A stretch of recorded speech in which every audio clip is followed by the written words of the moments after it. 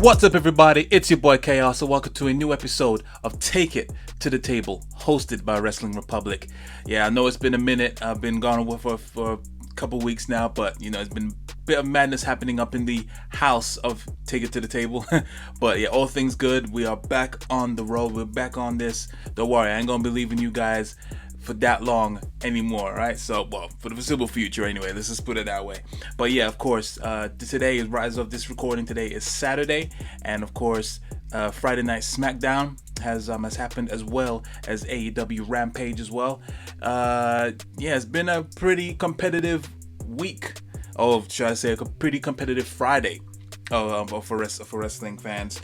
And yeah, of course, we're gonna be talking about what's happened on both Rampage as well as WWE SmackDown. Also, we're gonna be talking about Roman Reigns going shooty shoot with CM Punk and AEW. And of course, we're gonna be talking about the updated match card for WWE Crown Jewel. Everyone's looking forward to that now, ain't they? But yeah, without further ado, let's take it to the table. So as I said, AEW Rampage and WWE SmackDown was on last night, and both shows put on a good show, pretty much. However, I must say from the get-go that I think SmackDown put on a more stronger show. Obviously, they're more capable of doing that. Provide, obviously, because they're going for 2 hours or 2.5 hours this week.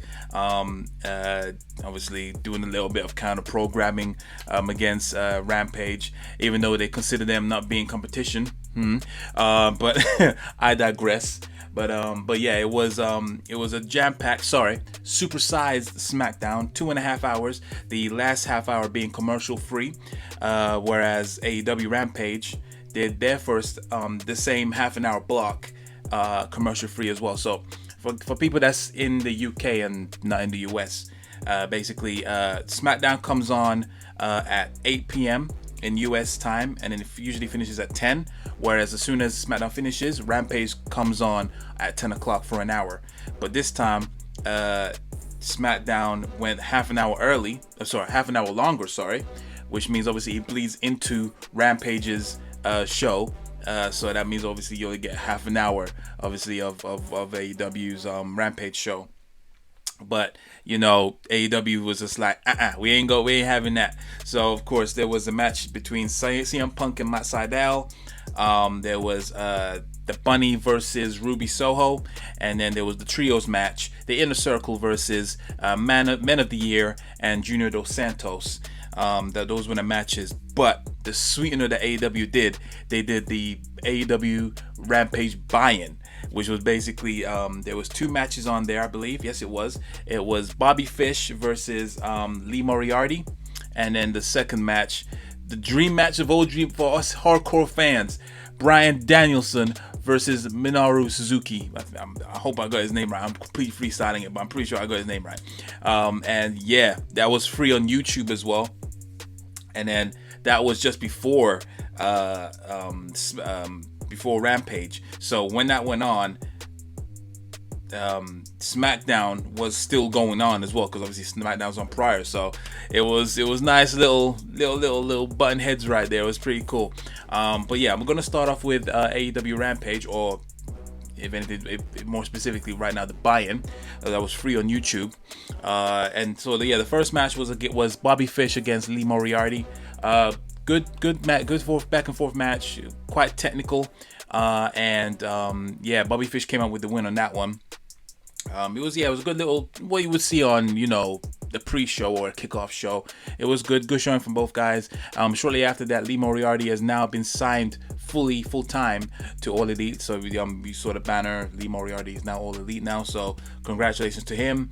But the match everyone was looking forward to, of course, was Bryan Danielson. I'm getting there. I'm definitely getting there. Bryan Danielson versus Minoru Suzuki. And boy, were they going at it. It was like 2 huge titans just slapping the meat off each other. It was crazy. It was really good. If you haven't seen it, go check it. It's free on their YouTube channel, on AEW's YouTube channel. Absolutely a great match. You could see the smile on Bryan Danielson's face. He was just smiling from ear to ear, like he was just like this is what I want. This is I'm so happy we're gonna get this. I'm facing one of the the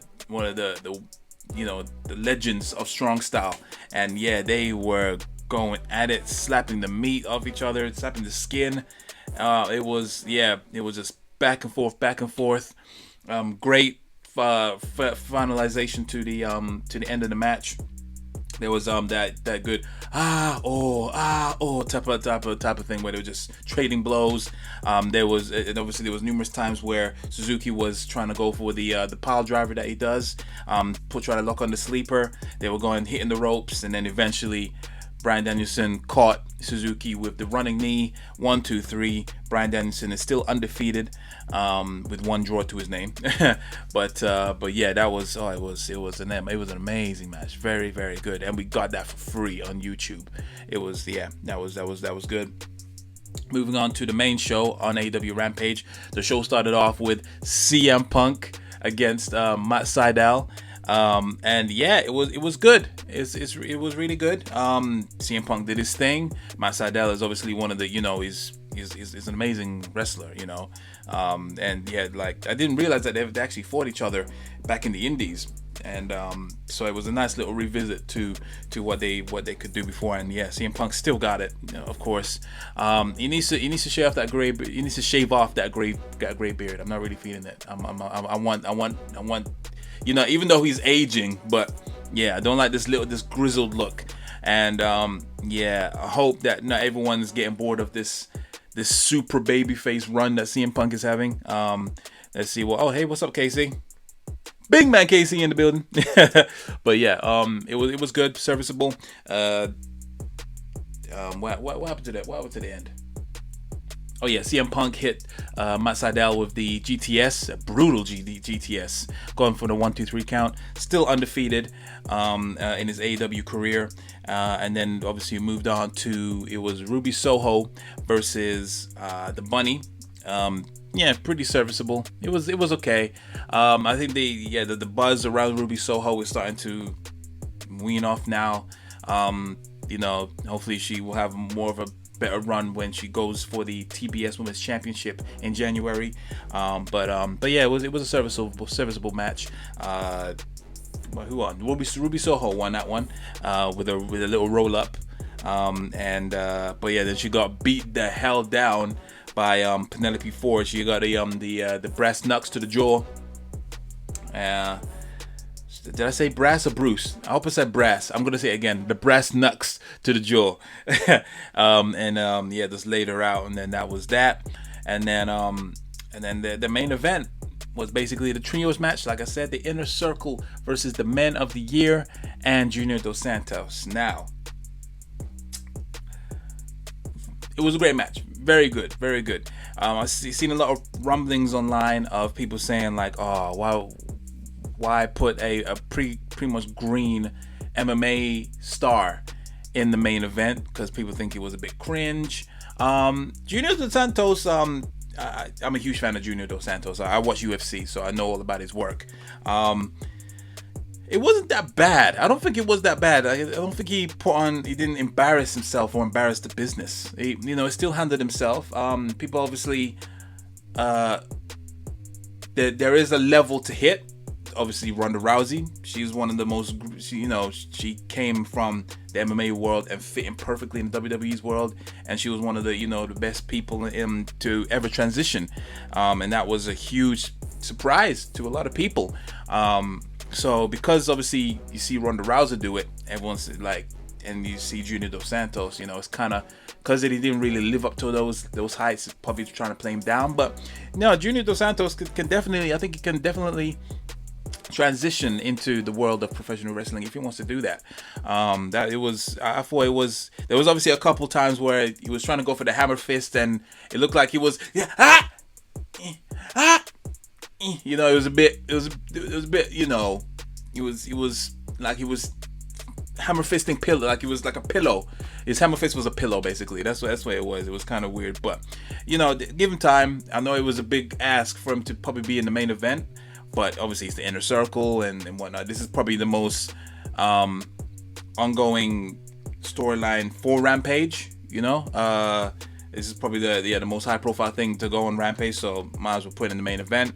But yeah, I love this this little group that the Men of the Year are having with obviously Junior Dos Santos, Paige Van Zant, Jorge Masvidal, also giving also giving Chris Jericho again the 3-piece with the running knee to the face, knocking out Jericho. So yeah, that was really good. But yeah, it was a fine main event, and obviously eventually it was a bit of an awkward time where like they were at the end of the match, when the Inner Circle won. No, it wasn't Inner Circle. Sorry, it was Men in the Year that won, wasn't it? Yeah. And then there was that beatdown. There was a bit of a lull there. Like I don't know what happened. They were just longing it out, and then eventually Santana and Ortiz came down for the save, and I was just like, yeah, you guys are a bit late on your cue. Like that was kind of weird, but yeah, it is what it is. Yeah, I hope they kind of turn that into an angle, because it wouldn't surprise me if anyhow Chris Jericho I appreciate you guys coming down, but you guys took your time, man. Where the hell were you? Like what the hell? You know what I mean? But I digress. It was a good show throughout. It was okay. And then now going on to SmackDown. So yeah, SmackDown was a supersized SmackDown, and it was solid. It was a very, very solid show. Definitely edges out Rampage in terms of what was going on. But speaking of Edge, Edge came out as well, did a little promo, obviously promoting the Hell in a Cell match that he's going to have with Seth Rollins at Crown Jewel, saying he's vowing to scar Seth Rollins' soul, for invading his home and whatnot. And yeah, I'm looking forward to this match. Even though I'm kind of over the Hell in a Cell gimmick now, because it's been played out so much just recently. We just had the Hell in a Cell pay-per-view. Then they played it out on SmackDown and Raw afterwards. I'm kind of over it, pretty much. But yeah, I'm still gonna look forward to it. I mean, this is where you use it as a blood feud. Hell in a Cell is meant to be for a blood feud. And the matches that happened in the pay-per-views, and when it was Bobby Lashley versus Xavier Woods and all that, and Roman Reigns versus Rey Mysterio, those weren't really blood feuds to warrant the Hell in a Cell, dare I say. But this one definitely warrants it. I'm looking forward to it. Definitely, as much as I don't really want to watch Crown Jewel, but I have to, because I'm obviously, I'm doing it for y'all. But yeah, this one definitely for me personally, I'm looking forward to that match at Crown Jewel. So yeah, Edge got a nice little promo saying it's gonna be ridiculous, it's gonna be dramatic, it's gonna take his soul, all that kind of stuff. So very hyped up for it. So yeah, next up was the King of the Ring semifinals between Finn Balor and Sami Zayn. Spoiler alert, Finn Balor wins. But it was still a good match though. They have great chemistry, obviously. Sami Zayn put on a great match. And came up with the Blue Thunder Bomb, little brawls outside. Yeah, it was just a great match. Go watch it if you haven't seen it. Very, very good. One of the fine points of the show. But yeah, Finn Balor wins via hitting the coup de grace. And yeah, he's advancing to the finals, and he will face either he will face either Xavier Woods or Jinder Mahal at Crown Jewel. Okay, and then next up was Sonya Deville versus Naomi, and she's obviously coming out facing Naomi for the first time in months, basically since last year. And but there was a little twist. So Naomi came out. She came out first, then Sonya Deville came out next, and saying, you should have let me finish what I was going to say when I told you have a match against me tonight, and it's still going to happen, but it's actually going to be a handicap match. And out comes Shayna Baszler, and yeah, basically they was obviously ganging up on them. The ref was saying, it's meant to be one person at a time in the match, and then Sonya Deville said, nope, I run shit here. It's going to be both of us now. Ring the damn bell. Naomi tried to put up a good fight, but yeah, it wasn't going to happen. Shayna Baszler choked her out, and then Sonya Deville went for the pin, 1, 2, 3, and yeah, there we go. So another thing where the Authority is basically, taking advantage of the talent, abusing up their power. We've seen this get played out a lot of times in WWE, but hopefully it's not gonna be too played out. Then go for a different route in this case. But yeah, still fairly interested in this. We'll see where it goes. Obviously Sonya Deville, hopefully she gets her comeuppance. Looking forward to it. So yeah, let's go. So next up was another semifinal match, but this time it was for the Queen's Crown, and this was Zelina Vega versus Carmella. So before the match, they met up backstage, and then Zelina Vega said, don't worry, I'm gonna go for your face. Let's just have a good old match, all this kind of stuff. And for the most part, I was kind of hoping that Zelina Vega was obviously just trying to reel her in, and then just beat the hell out of her. But yeah, that didn't really go. For the most part, didn't really happen. They were being decent, and then Carmella obviously couldn't help herself, and she clocked Zelina Vega during the match, and then they had a little back and forth. It was okay, and then then of course Zelina Vega was trying to go after Carmella. Carmella went out, was trying to get the mask. Liv Morgan showed up, of course, and then Carmella went back into the ring, gets put down by Zelina Vega, 1, 2, 3. So it's going to be Zelina Vega versus either Doudrop or Shayna Baszler at Crown Jewel. So there's that. No, they're really poorly done, the Queen's Crown. That's how you know it's gonna be a joke. Character is gonna win, but I'll get into my kind of predictions for Crown Jewel anyway, for both King of the Ring and Queen's Crown anyway. So we'll get into that in a bit. So yeah, next up was the Usos versus the Street Profits in a street fight for the SmackDown Tag Team Championships. Now, it was a great match.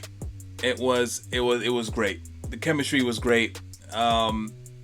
But this stuff like this kind of makes me wish that they didn't do the draft, because they didn't do the draft just yet, because now you already know that the Usos ain't going to lose the title match. You got the Street Profits knowing that they're going to go to Raw after the Crown Jewel pay-per-view. So this really, I know I was trying to enjoy it regardless, because but this was kind of like something you would throw in on a house show, because when you know the outcome, not for a TV show. So it does make me wonder, why did they bother doing the draft so early when it doesn't even come into effect until after Crown Jewel? It really was really weird. I don't know why. They could have still have certain superstars go into both shows for a short period of time. But yeah, it just makes me it just take the wind out of could the Street Profits actually win the titles when they ain't going to. But other than that, great match. And it was it was serviceable. Definitely one of the highlights of the show. And you always have great moments and great chemistry. I think it felt a little bit rushed at the end as well, I must say. I think it could have done with another couple more minutes, but then again, maybe that's just me just loving the match just constantly. But yeah, that's what happened. So yeah, the Usos defeated the Street Profits. Like I said, they retain the titles, and that is it. And then next up was the co-main. Oh, was it the co-main event? No, it was the main event, I guess, in terms of matches. So yeah, it was Sasha Banks against Becky Lynch. And yeah, this was hard hitting, man. Of course it would be. These two, they've had one of the best rivalries. Was it 2019 when they ultimately ended up in the Hell in a Cell? It was 2019, wasn't it? Yeah, it wasn't last year. And yeah, it was that was great. That was hella great. Their rivalry is great. So it was all over the place. Sasha Banks tried to give Becky Lynch the Meteora out the turnbuckles outside. She completely just bust open her knees, and then it was great. And then freaking what else happened? And then it all spoiled down to the ring side. Obviously Bianca Belair was on commentary, and they do that typical spot where they're brawling. Becky Lynch accidentally struck Bianca Belair with a forearm, and then eventually I think she was saying sorry, and then Sasha Banks did some like a Meteora into Becky Lynch, into the barricade, and then obviously there was some little kerfuffle with Bianca Belair's hair when they went into the ring, and then eventually Sasha Banks hit the backstabber onto Becky Lynch. 1, 2, 3. Sasha Banks defeats Becky Lynch via pinfall. Very, very good. Can't complain. Now my assumptions definitely has been bust wide open thanks to that win, because I'm not sure what's going to happen at Crown Jewel. I kind of do and I kind of don't, but we'll see what happens. But yeah, definitely the best match of the night. Definitely very good. And then of course it ended up with Roman Reigns and Brock Lesnar doing the contract signing. And of course they always go well, don't they? They always go well. But yeah, it was cool. Roman Reigns came down, Brock Lesnar came down. Roman Reigns signed it first, and then if you look at how Paul Heyman was, there's something about what Paul Heyman's doing. So he was obviously, Roman Reigns hands it to Paul Heyman to obviously go through it. And you see Heyman just looking up at him, looking up at Aiden Pierce, saying, "All right, yeah, it's fine. You got what you wanted. Sign it." And then Brock Lesnar comes to sign it. Doesn't even look at him. He's just freaking looking at Roman Reigns while signs it. And then Roman Reigns says, "You're such a dumbass. This is what the farm does to you. Like this, you're so dumb. Why didn't you read the contract?" And then Brock said, "Like, I don't have to read the contract. I was reading it alongside my advocate, Paul Heyman." And then he walked off. And then I'm just like, Paul, say something. Don't fucking say something. Defend yourself. Defend your ass. Like, you are not painting yourself a good picture here. And then you see this Reigns just looking at Paul like, you motherfucker. Watch when we get it back. You know what I mean? It was crazy. I'm just like, dude, say something. Say something. So it's they're definitely leaving it to see if he's going to side with Lesnar or he's going to side with Reigns. It's definitely open. I really hope that this ain't the end for Reigns and Heyman. I love their pairing. I think it's strong. I think it's time that Lesnar can go by himself now. Why not? I'm totally fine with that. He's good as a face, by himself.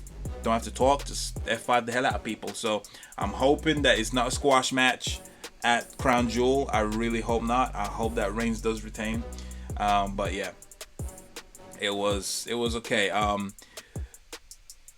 We'll see what happens. Other than that, SmackDown was a great show. Very solid, better than Rampage. Not to say that Rampage was bad. It was just a bit better in terms of quality. That is my thoughts. That is my review on both Rampage and SmackDown. Roman Reigns. Yes, so Roman Reigns has gone pretty much on a shooting spree online and just pretty much set the internet ablaze with his comments recently. So Roman Reigns had an interview with Complex, and yeah, it was just basically the interviewer was basically giving or just asking. He was asking Reigns' thoughts on CM Punk and AEW. So basically, the interviewer was asking him, like, would you want to face CM Punk now if we could somehow, if the Forbidden Door was open, or if it was possible to face him? And he came back with this. So I answered a question similar to this a while ago, and it falls back to what our audience wants to see. If our audience wanted to see, and if they were clamoring for it, couldn't shut up about it, and all the stars aligned, as a businessman and as a performer who was trying to seek out the very best for the audience and try to captivate, I wouldn't say no. But I mean, on a personal level, it doesn't do anything for me. That's not going to elevate me at all. He's older now. I haven't seen a full match, I've seen a clip or two, and to me, a step or two has been lost. Then also, he got his ass whooped in the UFC. I don't think anybody really believes someone 200 pounds soaking wet and no explosive bone in their body could ever do anything to me. I'm 6'3", 265 pounds, a legitimate athlete who can throw some weight around and has been in the gridiron at the highest level, D1, all ACC. I probably would have maintained in the NFL if my health issues didn't happen when I was 22 years old. So, I mean, when it comes down to it, I'll just throw him and pretty much the rest of the roster out the club, no problem. They're just little brothers, It's calling AEW little brothers. Like, what is wrong with you, Roman? I'm just like, yo, what are you doing? Um, it was just not serious when it came to that. Like, why? All right, first off, being realistic, he's trolling everyone. Obviously, he knows what he's doing. You can see little snippets of his current TV persona projecting through here. But yeah, he is very crazy. And then furthermore, he goes and talks about why he doesn't see AEW as competition. He's still going on. He's still like so. So me, I don't see the real competition with AEW because I think their fan base legitimately is a hardcore fan base. So there's like a ceiling and a built-in ground to that viewership. The WWE is trying to connect with everyone. We're trying to connect with the mainstream. We're trying to pull out the casual fan. We're trying to engage the new viewer while also servicing a hardcore fan base and give them compelling stories to fulfill them as well. I don't know if I've said it before, but I've said it before. Okay. When the audience is probably the biggest character in your show, that's strange to me. You'll hear it all the time, the reviews and the comparisons. I think because they are the new kids on the block, they're the new kids in town, I guess because of how premature and how novel and kind of still is. I think they're still being babied by these hardcore wrestling fans. Like, whoa. What? Again, this is obviously, he's still trolling. He knows what he's doing, but at the same time, if I took off my smart hat and then just be like, feeding into this, obviously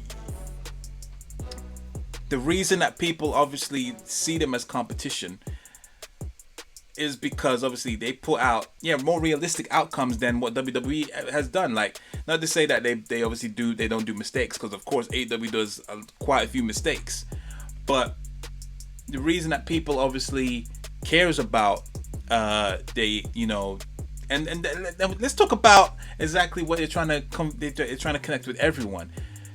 They can't really connect with everyone when comparing. Look this up, Google this up. The average viewer, the average age for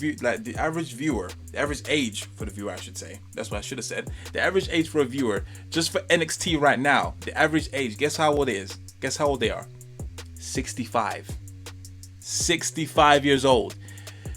And they're trying to say that they're trying to, connect with everyone. Whereas obviously the main demographic, the best demographic you're supposed to connect with is the 18 to 35s, which AEW is definitely, So you're telling me that only the hardcores are the 18 to 35s when you're trying to obviously get to them, and the only ones, the best age group that you're trying to go for is 65 onwards.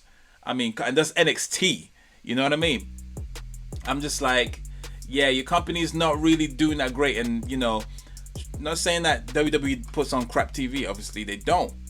But sometimes they drop the ball so severely, and it's to the point where it's damaging that the superstars get crucified, the company gets crucified, Vince McMahon gets further crucified, and then they're just like, I'm tired of this. Let me go somewhere that is enjoyable, doesn't insult my intelligence, and obviously we all know that obviously it's all predetermined and all that, suspend your beliefs, suspend your logic, we all know that, but still enjoy it, and it doesn't feel like you're really insulting me. Whereas WWE, sometimes they really feel like they're insulting the fan base, insulting the viewers, insulting the live audience, and it's not pleasing to see, you know what I mean? And it just ends up being very cringe. So that's why people obviously tend to go towards AEW, because it doesn't feel like they're really insulting their intelligence, and it's more grounded and not make believe. You know what I mean? It's I can't explain it. It's AEW has done more rights than wrongs lately, I must say, in terms of match quality and even some of their storylines. You don't see other YouTube channels like What Culture and Cultaholic doing like 10 worst things that AEW has done. Not yet. They haven't built a lengthy enough list for that to happen, where they're churning out those kind of top 10 lists for WWE up to this day. You know what I mean? So what does that tell you? You know, that you can't really be saying that, Roman. But I see what he's doing though. Let me just put my smart cap back on. I know what you're trying to do. You're trying to obviously rile up everyone on the internet and then just have them talking about you and all that kind of stuff. So I get that.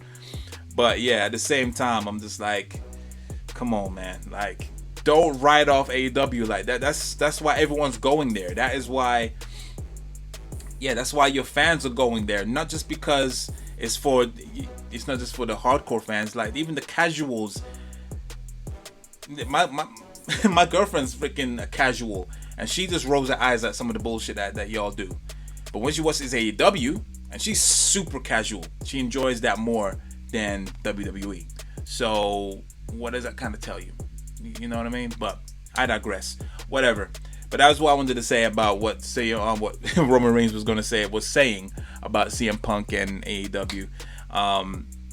It's just, yeah, I'm just loving this. It's a great time to be a wrestling fan, you know. And what does annoy me is a lot of the times where, you know, we've been clamoring for change all these years when WWE has had this monopoly on the wrestling landscape. You know, it's either you make it to WWE or you don't make it at all.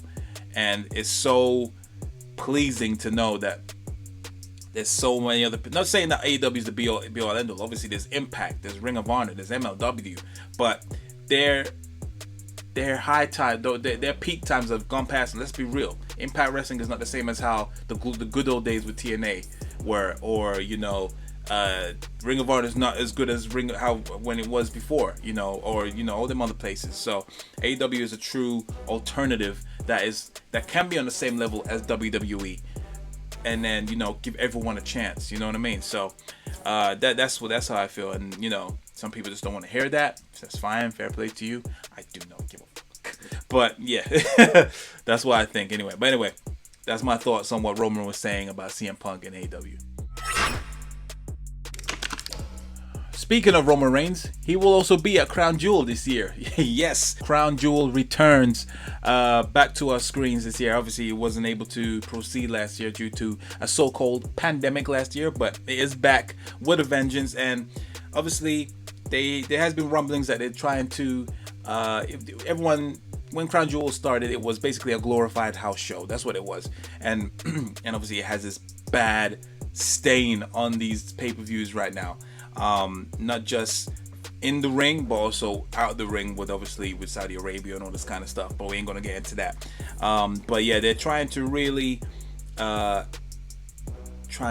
make it more majestic and more valuable instead of it just being an overblown glorified house show right now this year.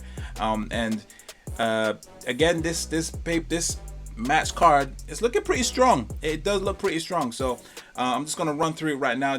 It's obviously subject to change. They may add another match, but it's quite stacked already. I hope they don't overblow it. But yeah, this is what has been announced on the on Crown Jewel. So the first match is Mansoor versus Mustafa Ali. That was bound to happen. That was going to happen. It's a real shame that it didn't really pull the trigger on them. I was hoping they were going to find some common ground and then, you know, be an actual legitimate tag team. But it looks like that ain't gonna happen. So yes, Mansoor versus Mustafa Ali. And yeah, my pick on that one so far, I'll say it's gonna be one Mansoor. He's got some winning streak in Crown Jewel. And you know, that's their homeboy, isn't it? So Mansoor for the win on that one. Hopefully this might be the thing where, you know, when brothers fight, they beat each other and then there's also love afterwards. Hopefully it'll be like something like this in this one. So yeah, hopefully they do have a run at the tag team division eventually, because they also been drafted over to SmackDown. Is it SmackDown they're at? Yeah, I think it's SmackDown. But yeah, that's my pick on that one. Then it's Edge versus Seth Rollins in a Hell in a Cell match. This one could go either way, but I got a feeling it probably will be Edge with this one. I think once you invade a man's home, yeah, there's no going back. I think Edge is gonna win in this one. So that's my pick on that one. And then it's the finals for the Queen's Crown tournament. So it's Selena Vega versus either Shayna Baszler or Doudrop. Now, provided how they have booked this tournament, I got a feeling this one's going to be where a joke character is going to win. And when I say joke character, I'm afraid it's going to be Doudrop. And that's another thing. What is it with Vince and booking women, like big people, thick people, as dancing goofs? I don't. What is it in him with dancing? I don't understand it. He's done it with Dusty Rhodes. He's done it with Funkasaurus. He's done it now with Dewdrop. He's done it with Great Khali. He's done it with Vladimir Kozlov. You know, and they're not skinny people. They're either big and tight or weight. But what is his? I don't understand. It's really Viscera. You know, it's whatever. But yeah, I think that Dewdrop is going to win, and she's going to win against Shayna Baszler, and Selena Vega is going to get squashed. This is it for Selena Vega. And it sucks, but whatever. It's cool. They're clearly very high on Dewdrop. Shayna Baszler does not need this. She's really called the Queen of Spades. And yeah, she ain't gonna be winning it. Nah, it's not gonna win. So yeah, my pick for this one is gonna be a Dewdrop going through against Shayna Baszler, and then Dewdrop wins against Selena Vega. This is gonna be the joke winner. And then next up is Finn Balor versus either Jinder Mahal or Xavier Woods for the King of the Ring tournament. Now this one has also been a bit mismanaged. Not too bad. We got some decent matches out of it. I was really hoping was gonna get Kofi Kingston against Xavier Woods. I don't know why they didn't bother to pull the trigger on that. We're not stupid. We're not going to think, oh, the New Day's imploded. You know, it is what it is, but whatever. So this one, I think, yeah, this is going to be Jinder Mahal for the win on this one, unfortunately. Obviously, it's in India. You know, it's a good look for them. Jinder Mahal is definitely someone that can pull off the King gimmick now, even though I really hate it. I hope they don't go retarded on it. I really hope they don't. But yeah, we'll see what happens. And then, so yeah, my pick on that one is going to be definitely Jinder Mahal. And then next up is Goldberg versus Bobby Lashley in a no holds barred match. Yeah, they're gonna be slapping me in this one, man. They're gonna be slapping me in this one. But yeah, my pick is gonna be Goldberg. He's gonna somehow kill, maim, murder, dismember, exterminate everything under the sun. He's just gonna take out Bobby Lashley. It's only fitting in. You know, he always gets the big wins at these pay-per-views. So yeah, 110%. My pick is on Bill Goldberg for this. Bobby Lashley already got his W against him, so you know, it makes sense that Goldberg was gonna win. The next up is Big E versus Drew McIntyre for the WWE Championship. Now again, this is something which I wished and didn't do the draft in the freaking first place. It doesn't make any sense. Because now you know that Big E is gonna win. It doesn't make it really takes out the wind out of this match. It's gonna be good, of course it's gonna be good, but it just takes the wind out of it. Because it's just such a predictable outcome. It was perfect when, you know, Big E, I think he had that rematch against Bobby Lashley in the cage, and then Drew McIntyre came out saying, I'm gonna be the next I'm gonna be the next person going for your title. And then obviously the draft happened shortly after, and it just messed everything up. And he still wants to go and challenge for it.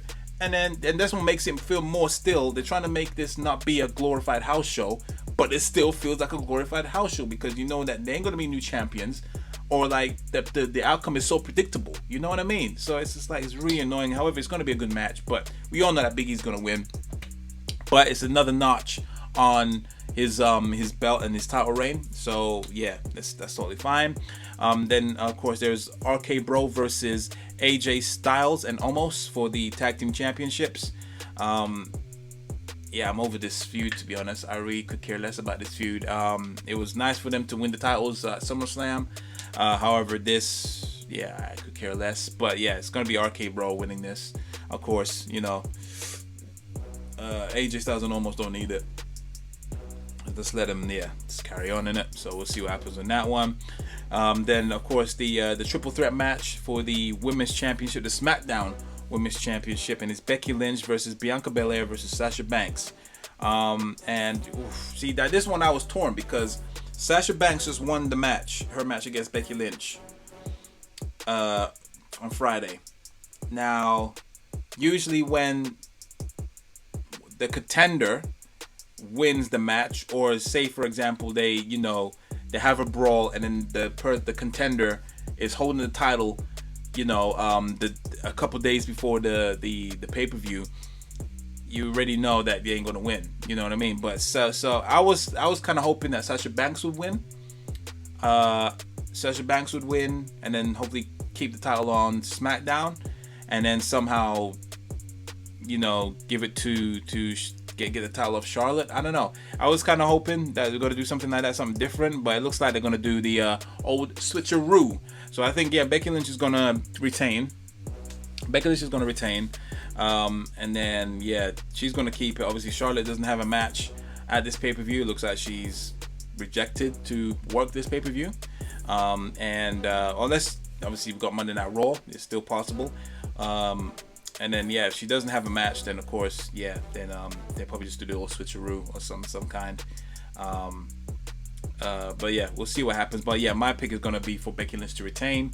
And then the main event was, yeah, most likely this is the money match: Roman Reigns versus Brock Lesnar for the WWE Universal Championship, with Paul Heyman pretty much right in the middle. Because right now I don't even know who he's gonna side with. Obviously, my pick would definitely have to be Roman. I want him to retain. Keep the title up until Mania. I'm totally fine with that. There's so much. No one's got bored of him. I haven't got bored of him. My friends haven't got bored of him. Yeah, I wanted to have a very, very lengthy title reign. They've done it right. They wanted to have like one of the longest reigning title reigns. Give it to him. I think he's gonna eclipse CM Punk eventually. And yeah, screw it. Let's have a very, it's very rare you get these kind of things. Why not? Do it. Keep it till Mania. Hopefully The Rock comes and takes it. I'm fine with that. Then we can have another part-time champion, as long as it ain't Lesnar. But yeah, I hope that Lesnar does not squash Roman. I hope that Paul Heyman doesn't side with Lesnar. I just hope that he definitely plays both fields, but then ultimately sides with Reigns. I ain't gonna lie, I'm scared though. I am really, really scared, because the last main events of Crown Jewel, or what's the other one, Super Showdown, or mainly Crown Jewel, they've all been duds. They've all been freaking duds. Let's just have a decent main event. Don't ruin it. You know, just do right, please, WWE. This is all we ask. Otherwise, there's gonna be another ranting coming. I'm just saying. But yeah, that is the current card. There's obviously Monday Night Raw happening. They may add another one. There's also, you know, they might add something else during the week before Thursday. I'm so glad this is during the day. I'm so freaking glad. I think it's at 5 p.m. I'm up for it. So yeah, but yeah, that is my thoughts on Hell in a Cell, Crown Jewel. What's wrong with me? That's my thoughts on Crown Jewel. And on top of that, that's the end of the show, guys. Thank you very much for sticking around at this time.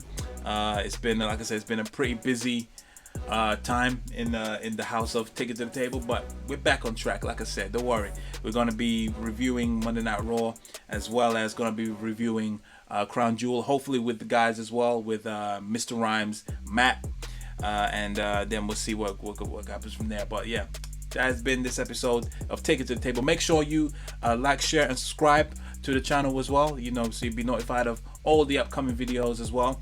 Obviously, be sure to check out WrestlingRepublic.com for all your news, debates, opinions, all that stuff, as well as follow us on Instagram at Wrestling Republic, as well as at official_TITTT on Instagram. Be sure to follow us. And as always, guys, I have been your host, Chaos. This has been Take It to the Table. And until next time, guys, peace.